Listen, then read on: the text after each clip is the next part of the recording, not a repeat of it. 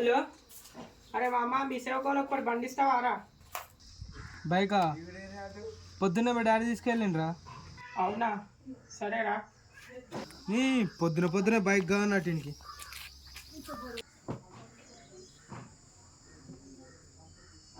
Hello, అరే మాయ్ మీ సేవకోలో బండి ఇస్తావారా? బండి ఉంది కానీ పెట్రోల్ లేదురా. నేను కొట్టిస్తారా పెట్రోలు? నీ అబ్బాయి ఏందిరా ఆయన తలకాయ నొప్పి. అరే చెప్పడం మర్చిపోయా, బండి టైర్ కూడా పంక్చర్ అయిందిరా, ఇవ్వడం కష్టం. సరేరా.